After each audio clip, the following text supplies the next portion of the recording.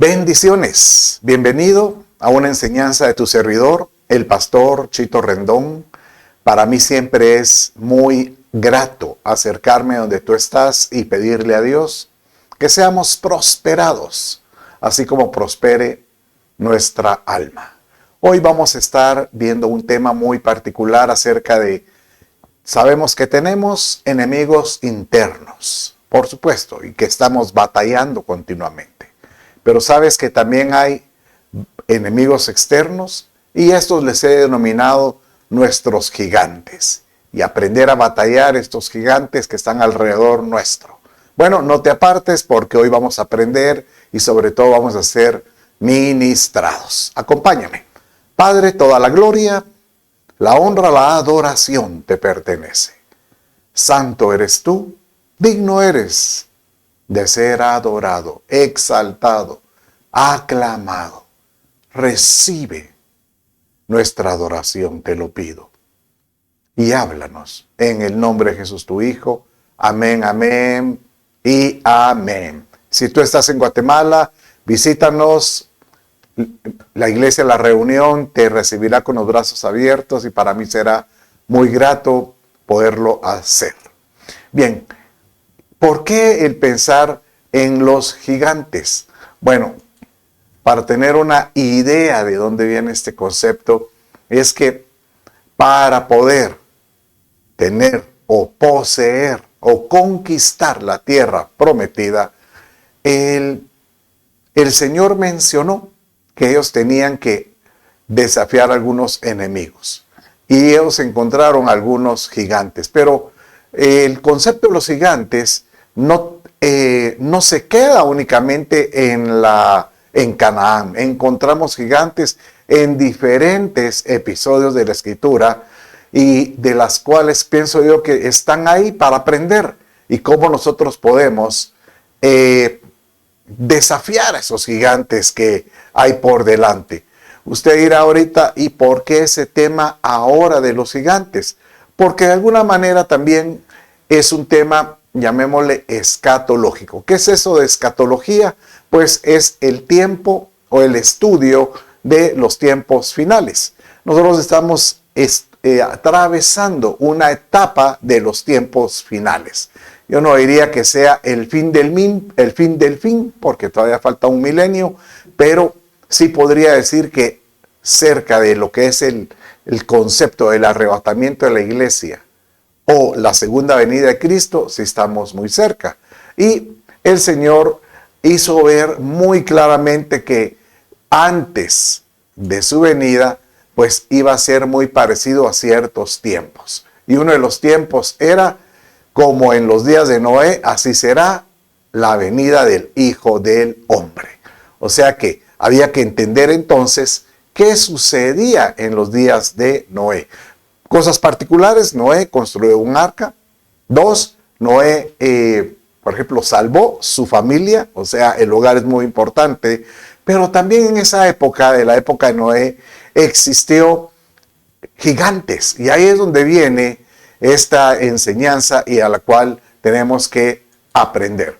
Dice en Génesis 6:4 de esta manera: y había gigantes en la tierra en aquellos días. Y también después, cuando los hijos de Dios se unieron a las hijas de los hombres, y ellas les dieron a luz hijos. Estos son los héroes de la antigüedad, hombres de renombre. Bueno, aquí me tengo que detener un poco y explicar, porque usted dirá, ¿y quiénes son estos hijos de Dios? Bueno, yo podría asegurar, no es que sean los ángeles como tal, sino que son ángeles caídos que, llamemos, navegan o giran o están pululando alrededor de la tierra. Estos vienen y logran, pues de alguna manera, cohabitar con esas mujeres hermosas, y de ahí nacen estos llamados Nefilims, que es el término de los gigantes, es un término Nefilims. Pero estos Nefilims tenían una cualidad que eran asombrosos, eran muy valientes. Entonces, al término valiente se le llamaban los giborines. Y de esta manera aparecen en la escritura diferentes giborines. Cuando hablan de ciertos personajes de mucha valentía, por ejemplo, Nimrod, a él se le llamaba que era un giborín, que era un hombre, un ser con mucha fuerza, fiereza, valentía. Entonces, gigante no solo significa, no solo denota a un ser muy alto, como lo podríamos comprender, sino habla de un ser sobrenatural, ¿verdad? E inclusive, aquí vienen ya ciertos conceptos míos. Entonces de aquí yo me empiezo a adivinar y digo, bueno, ¿será que las personas estas griegas, cuando escribían acerca de esos seres mitológicos, no estaban fantaseando? ¿No será que ahí también habían algunos de estos giborines o nefilins? Bueno, está en el tintero, pero podría ser. A mí me da la impresión que así debió haber sido. Bueno, entonces, si en el tiempo de Noé existieron gigantes, podríamos asegurar que ahora simbólicamente van a aparecer figurativamente gigantes. ¿Por qué figurativamente? Porque la Escritura, dice el Señor en 1 Corintios capítulo 10, e inclusive verso 10, dice de esta manera, que muchas de las experiencias que quedaron registrados en los antiguos, aquí hablando por ejemplo de esa travesía por el desierto, sirve como, y utiliza la palabra ejemplo, pero la palabra es tipos, como tipología, como figuras, para nosotros los que estamos, incluso ahí hace ver, para nosotros los que estamos viviendo los últimos tiempos. En 1 Corintios 10, 10. Entonces, si en el Antiguo Testamento hay un montón de experiencias, narraciones, hay que entender, hay que comprender que muchas de las cosas que sucedieron, Dios las dejó registradas para que nosotros escarbáramos y pudiéramos encontrar una enseñanza a través de la experiencia misma, el proceso que atravesaron, por ejemplo, José y sus procesos, Jacob y sus procesos, y también la explicación de los nombres. Los nombres hablan muchísimo. ¿Se acuerda que en alguna oportunidad yo hablé acerca del libro de Ruth? ¿Cómo es que en el libro, capítulo 1, verso 1 y 2, habla de cómo una familia que estuvo bien bendecida perdió la bendición de Dios y empezó a marcar lo que tenía? ¿Cómo sabe eso? Porque el nombre del padre, Elimelech, significa mi Dios es rey. Se casa con Noemí, que significa que es placentera o es deleite. O sea que no hay como el que se deleita bajo las bendiciones de Dios cuando es rey de algún hogar. Pero cuando vienen las pruebas, las circunstancias, y uno siente que Dios le da la espalda, uno empieza a marcar los hijos. Y a los hijos de ambos los marcaron con nombres feos. Por ejemplo, al primero le pusieron Malón, que significa enfermedad. Y al segundo Quelón, que significa destrucción o desastre. Entonces, solo en estos dos versos hablamos de una serie muy enriquecida de figuras para poder entender y cómo nosotros saber que Dios, aunque venga la prueba, Dios siempre nos va a rescatar. Bueno, entonces vamos ahora a recorrer la escritura con algunos de los gigantes que aparecen en la misma. Usted sabe que Moisés, por ejemplo, él fue el que llevó al pueblo de Israel desde Egipto hasta Canaán. Bueno, él no entró a la tierra, pero casi se quedó en la frontera. Pero Moisés lo conocemos porque Dios le habló en la zarza, Dios le hablaba en la tienda de campaña, dice que se ponía se cubría el rostro, ¿verdad? Porque brillaba su rostro. y dice que Dios le habló en el monte, pero también dice que Moisés fue guerrero y él tuvo que desafiar y enfrentar a un gigante. Y en este episodio de él hay una enseñanza hermosísima acerca de este gigante Og que él derribó o él destruyó o él aniquiló. Vaya con nosotros, vaya conmigo en Deuteronomio capítulo 3, verso 3 y vamos a leer en esta parte y de esta manera y después nos vamos a ir al verso 11. Vamos a leerlo aquí en su pantalla. Así que el Señor nuestro Dios entregó también a Og, rey de Basán, con todo su pueblo en nuestra mano, y lo herimos hasta que no quedaron sobrevivientes. Porque solo Og, y ahora me salto hasta el verso 11 para ver unas características de este gigante. Porque solo Og, rey de Basán, quedaba de los gigantes. Su cama era una cama de hierro, está en Rabá de los hijos de Amón. Tenía 9 codos de largo y 4 codos de ancho, según el codo de un hombre.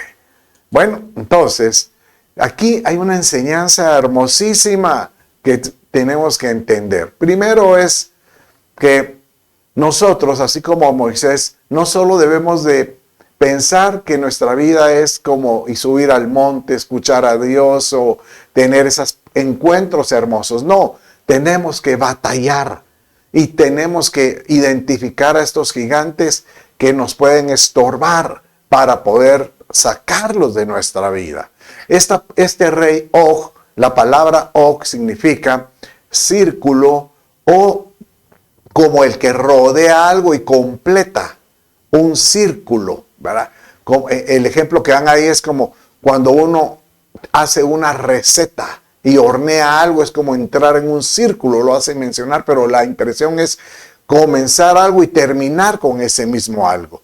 Entonces yo le he llamado como un ciclo, ¿verdad? Un ciclo de la vida. Entonces, aquí yo puedo ver que este gigante lo que quiere es provocar que nosotros nos mantengamos en ciertos círculos y nunca superemos esos procesos.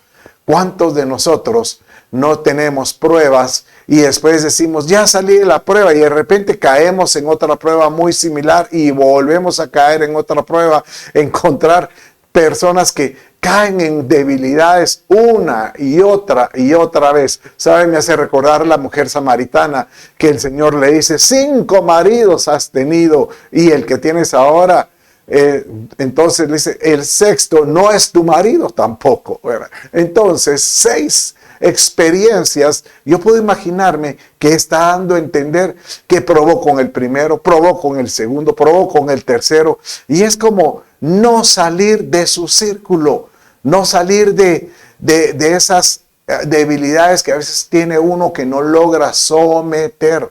¿Cuántas veces no encontramos a personas con debilidades con ciertas áreas de flaqueza? Por ejemplo, aquel que dice, no, ahora ya no quiero irritarme, me voy a controlar. ¿Y qué? A la vuelta a la esquina ya está dando improperios contra alguna persona porque le bocinó el carro o porque le hizo una mala mirada. No, me tengo que controlar. Y nuevamente, ese es un gigante. Hay gigantes, por ejemplo, de lujuria. Aquellos que dicen, ay, me tengo que controlar con lo que miro en mi celular, con lo que miro en mi pantalla, y que tú puedas controlar eso. A veces dices, no, hoy sí, y vuelves a caer, y vuelves a caer. ¿Acaso el deseo de, por ejemplo, de la mentira, el deseo del chisme? ¿Cuántas debilidades puedes tener uno que uno dice, hoy sí quiero empezar a tratar bien a mi pareja? Quiero ser un hombre o una mujer que sea respetable, que ame, que dé gusto estar con ellos. Pero ¿qué sucede? Que empezamos bien un día, pero al segundo día algo sucede y volvemos al mismo círculo. Es como que ese derecho, ¿sabes cómo le llamo yo? como que si el diablo sabe que tiene derecho sobre ciertas personas. Y aquellos que no logran someter o cerrar esa puerta, vuelven a abrir la puerta y el diablo vuelve a poner el pie delante y utiliza nuestra carne, nuestros deseos de cualquier tipo. El pueblo de Israel, 40 años por el desierto, dando vueltas. No es de que fuera una travesía de 40 años, no. Según los estudiosos dicen que ese desierto lo hubieran podido pasar con descanso, con entreno y con, pues llamémosle, con paciencia en 3 años. Algunos dicen que a pie forzado, pues posiblemente en semanas, pero algunos dicen que para poder preparar a un pueblo bien dispuesto y poder entrar a una tierra con cualidades, 3 años podrían haber desarrollado ejército, gobierno y muchas características. El Señor quiere que nosotros rompamos cualquier círculo. Bueno, encontramos en la Escritura que los gigantes tenían diferentes estaturas. Por ejemplo, Og que vimos hace un rato tenía 9 codos. Un codo son 45 centímetros. O sea que este gigante tenía 4 metros y varios centímetros más, 4 metros 10 o 4 metros 20, ¿verdad? O sea que 4 metros es una pared inmensa, es enorme. Pero nos damos cuenta que esto es como un reflejo de decir que hay gigantes que a nuestra percepción parecieran o aparentan gigantes, que aparentan como que la apariencia de ellos son, pues, tal vez en el tiempo de ellos eran gigantes reales, eran gigantes, pero viéndolo como David los miraba, David miraba al gigante, pero él no miraba a un gigante, él decía, yo voy en el nombre del Señor. Entonces ya esa su comparación se volvía como quien dice, él miraba su cara hacia atrás y miraba, el que está conmigo es más alto que ese que está delante. Entonces aquí le he llamado yo que hay gigantes que intimidan y su apariencia nos hacen pues intimidarnos o atemorizarnos o creer que realmente se acabó el tiempo de gracia o el tiempo de bendición o que ya las cosas me van a salir bien. ¿Cuándo aparece esto? Bueno, ahorita hablamos de Moisés, pero recuérdese que cuando ellos fueron a reconocer la tierra, dice en Números, que ellos fueron y enviaron una comisión de varias personas. Y dice que de estos 12, de estos 13 personas eran que llegaron, hubieron 2 que realmente regresaron con un informe de que sí era posible vencer a todo el enemigo que estaba ahí, e inclusive a los gigantes que vieron. Era Josué y Caleb. Pero los demás, el informe fue muy diferente. El informe de ellos fue conforme a lo que ellos vieron y eso creó en ellos el temor.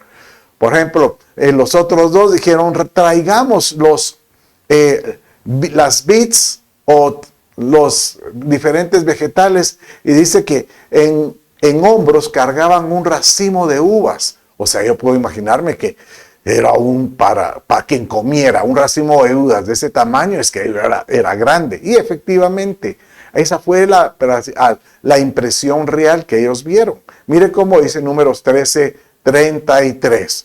Vimos ahí también a los gigantes, los hijos de Anac. Son parte de la raza de los gigantes. Pero mire la apariencia. Y a nosotros nos pareció. O sea, uno mira algo muy grande y tal vez uno lo exagera o tal vez se vuelve extremo. Mira, esos son gigantes, llegan hasta el cielo y nosotros éramos como langostas y así parecíamos ante sus ojos. Posiblemente tuvieran unos 5 o 6 años y a ellos se sentían como eran minúsculos o eran pulgas en ese sentido. ¿Cuál es el mensaje aquí? Que, por supuesto, los gigantes que vamos a tener en la vida van a parecer casi imposible de vencer, imposible de ganar. Pero créelo, que el Señor nos ha dado a nosotros la victoria. Él les aseguró, por ejemplo, a ellos que si confiaban totalmente en el Señor, Él les iba a dar la victoria sobre cualquier enemigo. No digamos sobre los gigantes. Y de esta manera tener la certeza de que Dios está contigo. Oye lo que te digo. Si tú estás viviendo algún momento de angustia, opresión, y tú dices, otra vez estoy repitiendo en mi vida algo que ya viví antes, a lo mejor es un gigante, pero yo solo le pido a Dios que después de esta enseñanza tú puedas decir, voy a confiar. Di conmigo, voy a confiar que Él me guarda. Repite, Él me guarda. Él toma Él gana, Él tiene mi batalla, Él tiene control de mi batalla. Y Él me dará la victoria. Téngalo por seguro que así será. Bueno, ¿se acuerda que ahorita vimos que ellos vieron a los hijos de Anac? Bueno, entonces Anac era, una tribu, así como los de Moisés, el gigante que venció Moisés, era estos de Basán, ¿verdad? Que, inclusive hay que pensar que cuando Moisés se enfrentó a este Og de Basán, dice que Basán es un lugar de demonios. Así lo dice el Salmo 22. Cuando Jesucristo, el Salmo 22 es un salmo mesiánico, que es el que relata prácticamente la experiencia de Jesús previo a la cruz. Porque comienza con comienza con el Salmo 22 con este verso. Señor, Señor, ¿por qué me has desamparado? ¿Por qué me has desamparado? Y posteriormente, casi al final del Salmo, dice, pues mis ropas las repartieron y sobre mis vestidos echaron suertes. Exactamente lo que pasó con los vestidos de nuestro amado Señor Jesucristo. Pero a mitad del Salmo hace ver que Él dice, alrededor mío se acercaron enemigos, pero dando a entender como espíritus demoníacos. Y decía que se presentaban como toros de Basán. Entonces, podríamos decir que a la vida de las personas pueden existir esa influencia demoníaca queriéndote derrotar y que no salgas de ese círculo en que tú vives. Bueno, entonces vienen los israelitas, los hebreos, y terminan de conquistar la tierra. Llegan hasta Jericó y todavía logran incursionar en Canaán. Estando ahí, viene Caleb y le habla a Josué, que era el comandante en jefe, y le dice, Josué, me he esperado, déjeme parafrasearlo. Cuando yo fui a reconocer la tierra, vi el monte Hebrón y vi a esos gigantes. Todos los que llegaron con el informe no creyeron que podíamos vencerlos. Y como consecuencia, yo he tenido, oiga lo que sucede, yo he tenido que vivir estos 40 años con todos estos incrédulos. Dame la oportunidad de demostrar que sí podíamos vencerlos. Y efectivamente, Josué le dice, ve y haz lo que tú quieras. En esa edad se calcula que cuando empezaron a incursionar, cuando empezaron la travesía, Caleb tendría unos 40 años, pero dice que cuando Caleb le habló, 45 años, cuando le habló a Josué, él tenía 85 años. Habían pasado 40 años. Siempre es curioso, el número 40 es muy simbólico en la Escritura, porque 40 años habla como completar algo, 400 años, completar algo.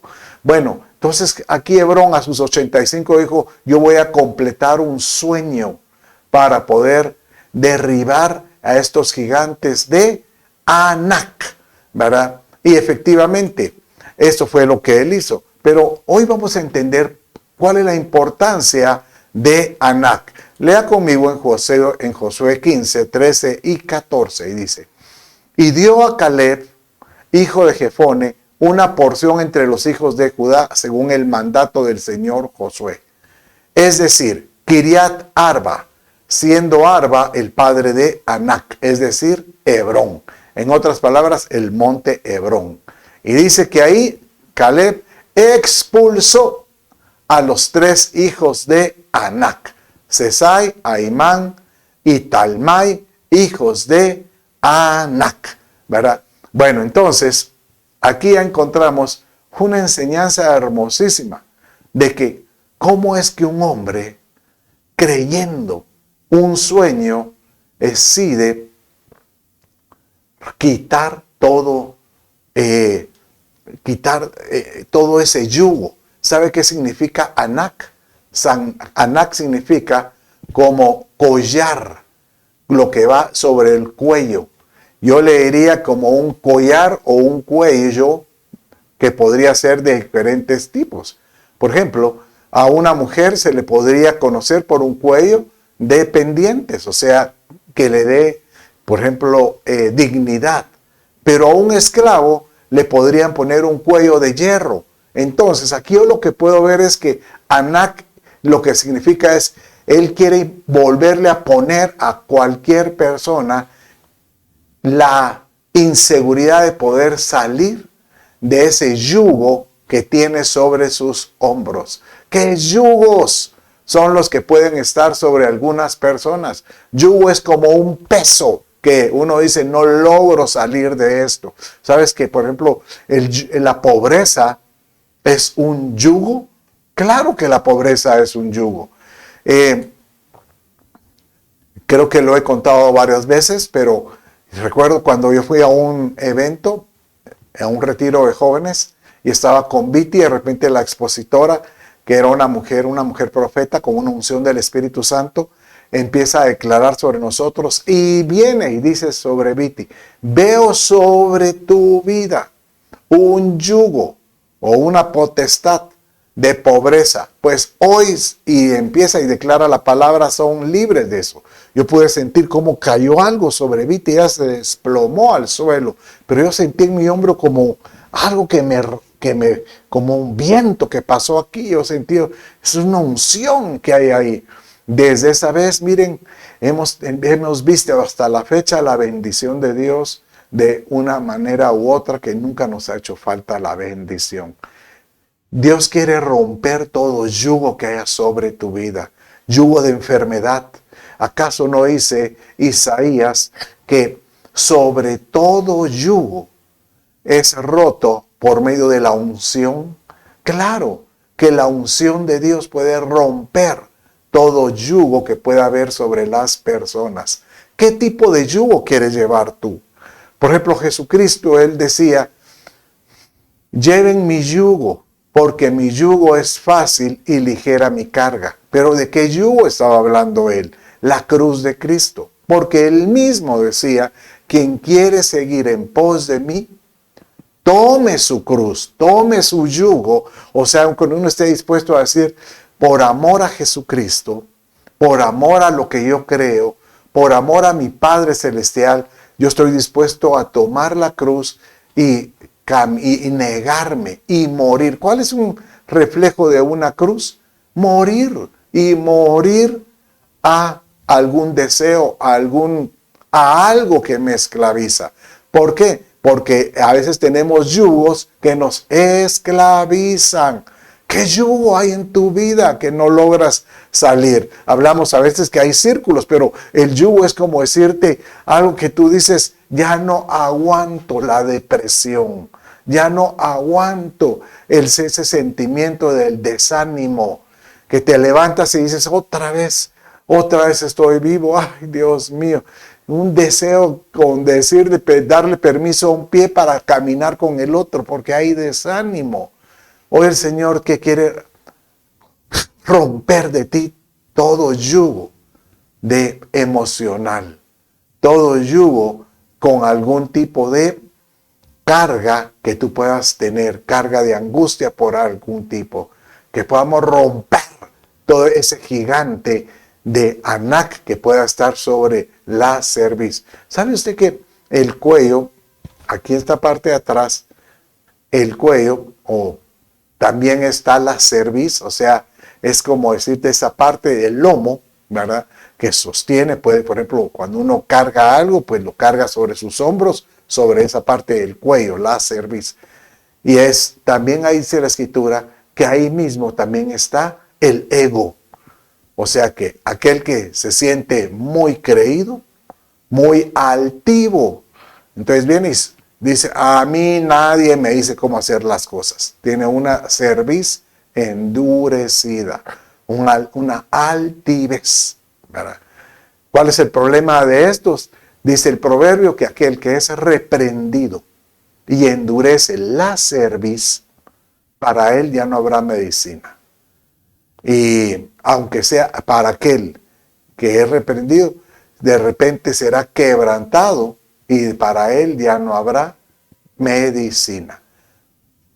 A veces el Señor por amor tiene que quebrantar a alguien para poder poner su yugo sobre nosotros. Qué enseñanza más linda, ¿verdad?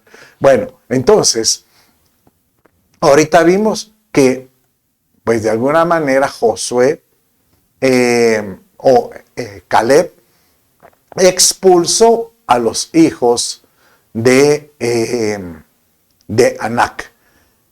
Los sacó de la tierra, pero no los destruyó. O sea que estos vinieron y se empezaron a acomodar en algunos lugares. Pasaron una buena cantidad de años y en los tiempos de David, aquí aparece uno de estos descendientes, de estos de Anak. Y usted ya sabe la historia.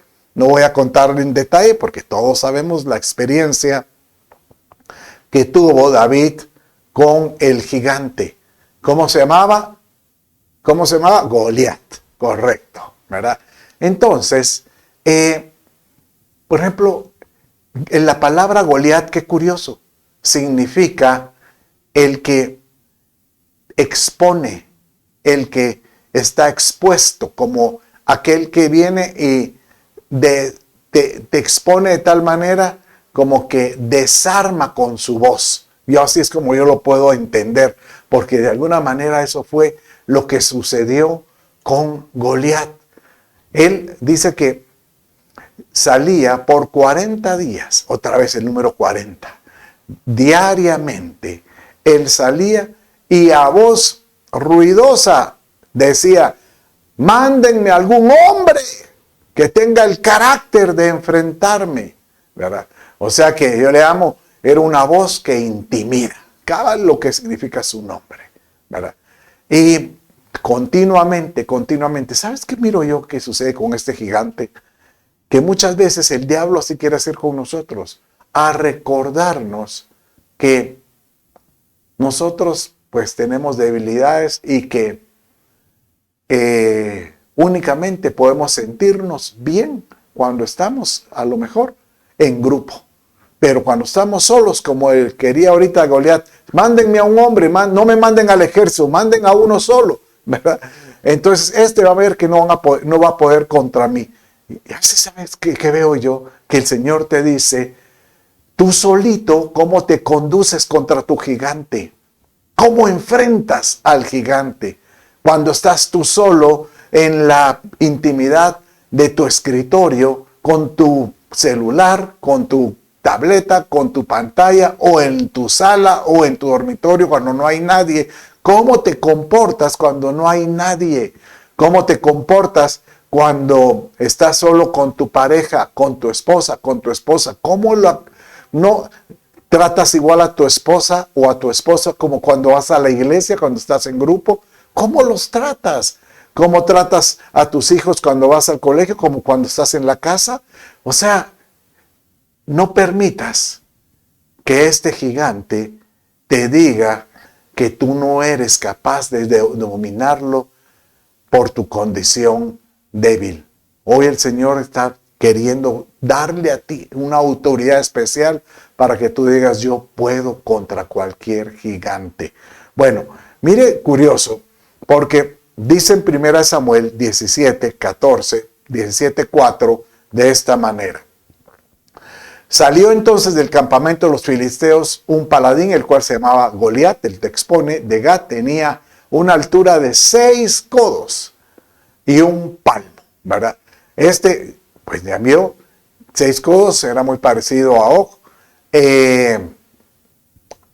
6 codos ya eran más o menos 3 metros o un poco. No, Og tenía 4 pies, 4 codos.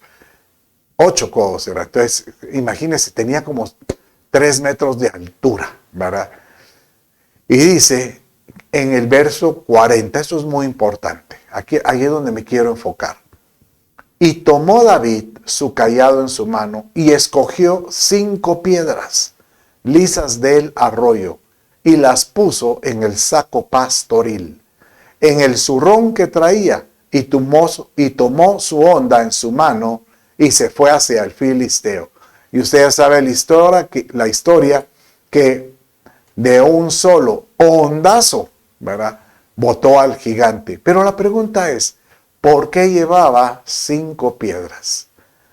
Algunos enseñan es que eran los 5 ministerios. Sí, podría ser una figura, pero literalmente yo también podría decirle que habían más hermanos de Goliat. Y efectivamente, en la historia aparecen que Goliat tenía varios hermanos. Y David, y aquí otra vez pasaron como 40 años, porque en este entonces David tendría unos sus 15 años. Pasaron 40 años y dice cuando David cumplió los 55, nuevamente fue a la guerra, dice. Y cuando él fue a la guerra, pues se enfrentó con uno de estos gigantes. Curioso, ¿verdad? Cómo es que estos gigantes como que estaban ahí escondidos, esperando su oportunidad para atacar. Pero la pregunta es, ¿por qué David tendría 5 piedras? ¿No sería la orden de Dios? Tú vas a tener que aniquilar a estos gigantes, porque tarde o temprano te van a aparecer en la vida. Y literal, al final de sus días, cuando ya era grande, empezó y fue a una guerra y aparecieron los gigantes. Pero aquí el mensaje es que quienes batallaron contra estos gigantes fueron sus valientes, sus guerreros. Y aquí encontramos alguna enseñanza muy especial con relación a estos gigantes. Vaya conmigo en 2 Samuel, capítulo 21, 15, 16. Y dice de esta manera. Aquí a David ya era viejo, era mayor. Bueno, viejo, llamémosle unos 55 años. Volvieron los filisteos a hacer la guerra a Israel y descendió David y sus siervos con él. Y pelearon con los filisteos. Y mire qué dice aquí. David se cansó. Y aquí viene Isbi-Benob, es Isbi-Benob, uno de los descendientes de los gigantes de Anac, cuya lanza pesaba 300 ciclos de bronce, quien estaba ceñido con una espada nueva, trató de matar a David. Bueno, aquí tenemos que entender. Uno, ¿cuándo aparece un gigante? Cuando encuentra a una persona cansada. ¿Sabes qué? La angustia, las preocupaciones cansan. Aquel que ha estado angustiado y preocupado pierde el deseo de levantarse con alegría, quiere seguir durmiendo, por ejemplo. Se apaga, se queda callado. Y aquí es el momento cuando el enemigo quiere tratar de atacar. ¿Sabe usted cuando, ahorita que estoy enseñando, si usted no ha visto mis discipulados de los miércoles, le animo que los vea. Estoy viendo el tema tiempos peligrosos.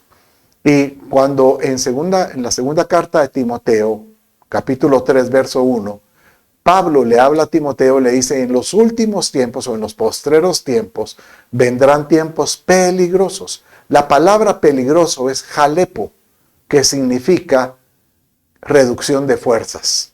O sea que en estos tiempos va a aparecer es Vivenov. Ese gigante va a querer atacar y poder quitar a todo algún tipo de identidad, ¿verdad? ¿Qué significa Isvivenov? Bueno, Isvivenov significa el que mora en Nov, pero Nov es un lugar alto.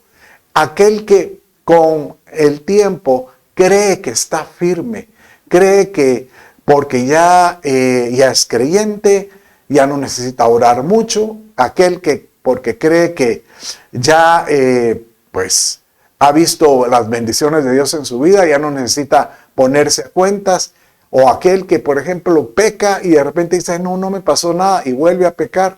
A ese es uno de aquellos que se cree estar firme, aquel que cree que ya vive en los lugares altos, pero de repente podrá ser quebrantado. Hay de aquel, dice, cree estar firme, no vaya a ser, dice, caído, dice Pablo cuando lo explicó en una de las cartas, ¿verdad? Cuidémonos de esos lugares altos o de altivez o de orgullo o de sentirnos ya que ya la logramos, porque esto también puede ser un reflejo de que nos sentimos muy salsas o el que está muy preocupado. En 2 Pedro, capítulo 5, en el verso 10 o 12, dice, humillaos pues bajo la mano poderosa de Dios, ¿verdad? Echando sobre Él todas vuestras angustias, todas vuestras ansiedades. O sea que al que está ansioso, Él ordena, echa, como la acción de reprender, de echar demonios, echar sobre Él con fuerza. Yo echo sobre el Señor mi angustia. ¿Por qué? Y dice el verso que sigue. Por eso os ruego, hermanos, viene Pablo y continúa, porque vuestro adversario el diablo anda como león rugiente, viendo a quién devorar. Tenemos que estar cuidados de estos. Hoy yo quiero animar a que todos tengamos, Señor, la certeza que el Padre está con nosotros y que Él hoy te quiere sacar de cualquier debilidad. Y para terminar, hoy quiero ver con un último gigante que es Saf. Y leámoslo en 2 Samuel 21, 18. Dice así. En otra segunda guerra hubo después Gob contra los... Después en Gob hubo otra segunda guerra hubo después en Gob contra los filisteos. Entonces Sibecai, Huasita, mató a Saf, quien era uno de los descendientes de los gigantes. Bueno, ¿sabe qué significa Saf? El que vive al límite, al que vive al borde, aquel que cree que no necesita, por ejemplo, límites, o cree que él, con que se siente muy espiritual y vive con aquel que reza y peca en pata, vive al borde. Sibecai significa aquel que logra entrelazar y echa raíces. ¿Cómo poder derribar a un gigante que te hace sentir que vives en los límites, ¿verdad? Que no necesitas ser muy radical, sino que puedes salirte de tu límite, sos muy flexible en tu vida espiritual, no llevas tu santidad. Entonces, Sibecai significa aquel que logra entrelazar y más que todo como raíces, el que logra echar raíces. El Señor hoy te dice, echa raíces en mí, porque yo puedo levantar de ti algo diferente. Mis amados, yo hoy quiero finalizar con esto y solo recordarte, así como David, cuando tuvo que enfrentar al gigante, él le dijo, yo vengo en el nombre de Jehová de los ejércitos. Y tomó la autoridad y en Cristo Jesús, él derribó a ese gigante. Pues yo hoy quiero que tú tomes esa autoridad conmigo y tomemos ahora en oración eso. Cierra tus ojos y di conmigo, Dios mío, hoy me doy cuenta que me he alejado de ti, pero hoy le pido a Jesús, sea mi Señor, mi Salvador, el centro de mi vida. Espíritu Santo, lléname, lléname y dame la vida eterna. Padre, yo quiero orar por todo aquel que me estaba escuchando. Bendícelo, santifícalo y sobre todo, Señor, dale la salvación y la autoridad para vencer todo gigante que lo tenga agobiado en su vida. Todo esto lo pido en el nombre de Jesús, tu Hijo. Amén, amén y amén. Bueno, mis amados, con esto finalizamos. Dios me los bendiga. Un abrazo.